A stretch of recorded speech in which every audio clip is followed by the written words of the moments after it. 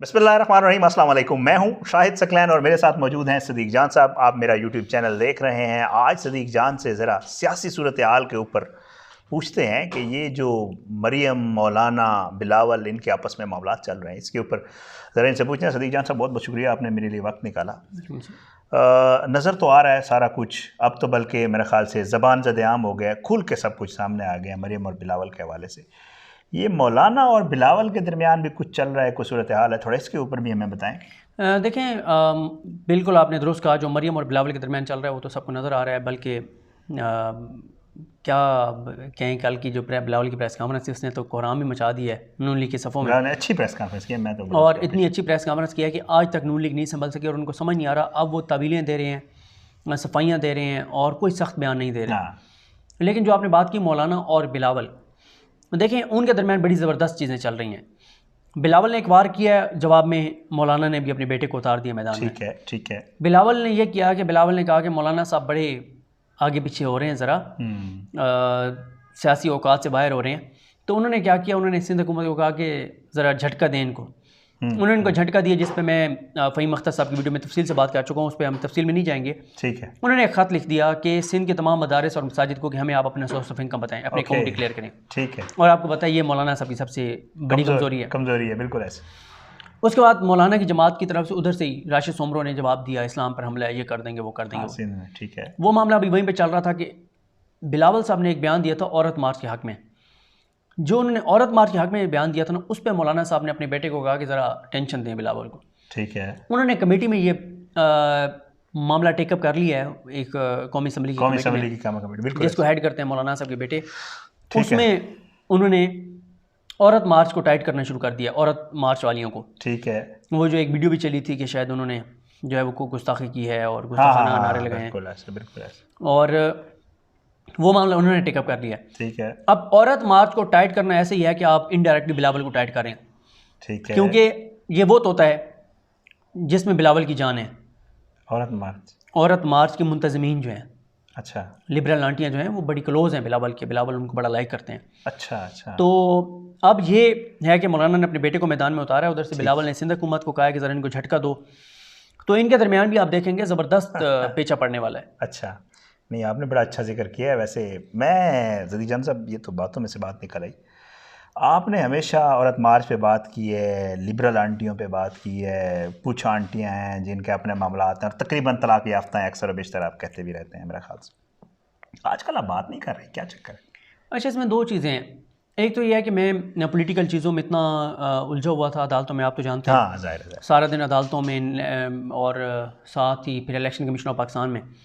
एक तो मैं उधर इतना उलझा हुआ था और फिर आपको पता है कि यार सुबह हो जाते हैं 8 बजे, 5-6 बजे वहाँ से फ्री हुआ, फिर बोल की स्टोरी देनी होती है, बोल जाना होता है, अपनी वीडियोस करनी होती हैं, फिर चीज़ें तो वो नहीं हो पाती हैं। पहली बात मुझे बता दिया करें लिबरल आंटी, आपसे बात करें। दूसरा ये भी है कि औरत मार्च के हवाले से मैं इतनी बात कर चुका हूँ पिछले साल, सही, टॉक शोज़ में भी, अपनी वीडियोज़ में भी, और इतना उनको वो एक्सपोज हो चुकी हैं कि इसलिए मैंने बात नहीं की। तीसरी जो इसमें है, जो एक वीडियो क्लिप चला था, वो कहती हैं कि एडिटेड है, इल्ज़ाम है कि वो ओरिजिनल है।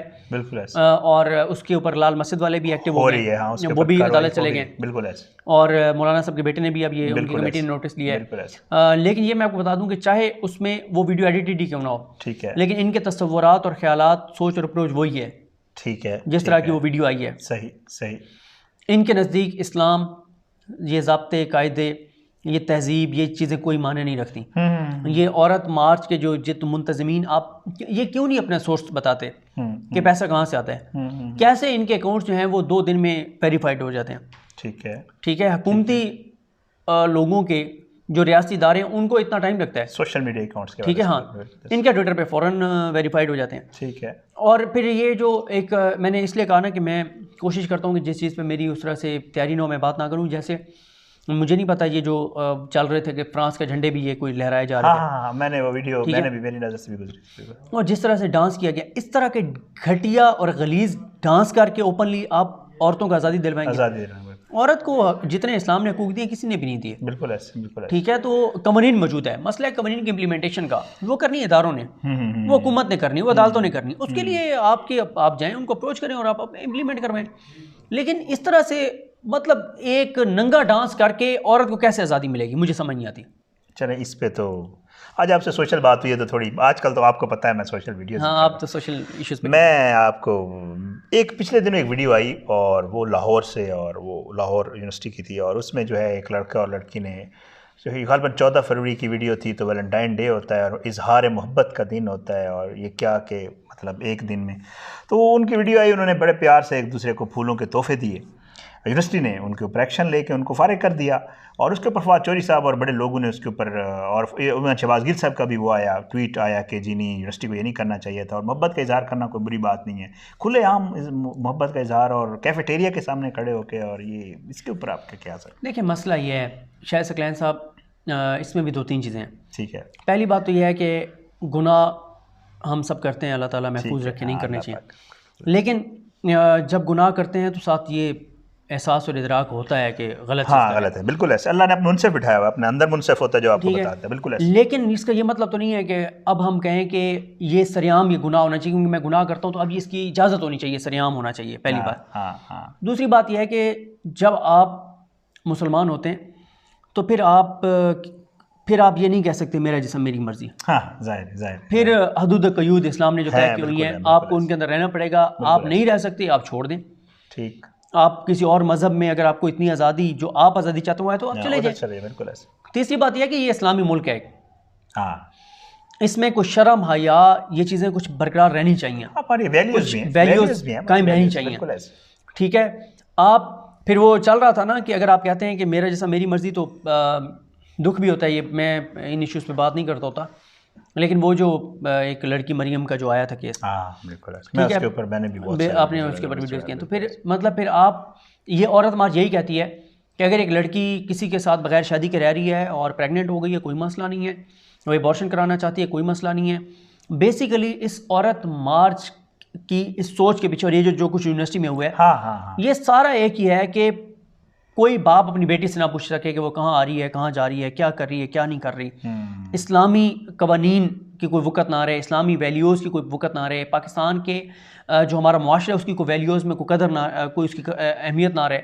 वरना मैंने आपको अर्ज़ किया ना, मुझे बताएं कौन सा हक़ है जो इस्लाम ने औरत को नहीं दिया? हाँ, सबसे ज़्यादा दिए इस्लाम ने ना, और हमारा जो कवानीन है, आइन है, वो तो कुरानी उनके मुताबिक बनने हैं, बिल्कुल ऐसे, ठीक है। अब मसला है उनकी इम्प्लीमेंटेशन का, मसला है उनकी आगाही का, वो आप करें।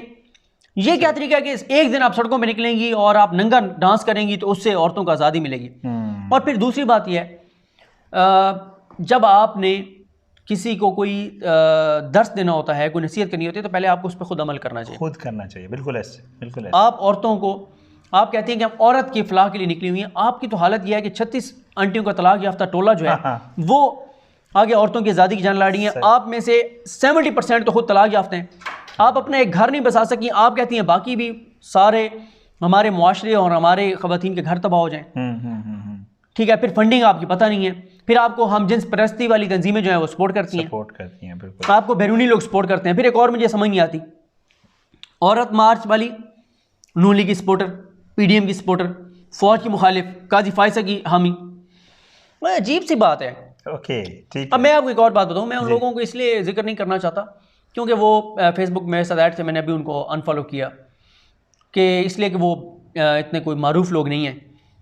इमरान खान को जिस दिन कोविड हुआ, तो मेरे साथ फेसबुक पे एक ऐड इन्हीं के जो एक मुंतज़मीन है उनमें से एक मुंतज़िम ने, ठीक है, दिल बना के और उसने कहा जी शुक्र अल्हम्दुलिल्लाह इमरान खान को कोरोना हो गया।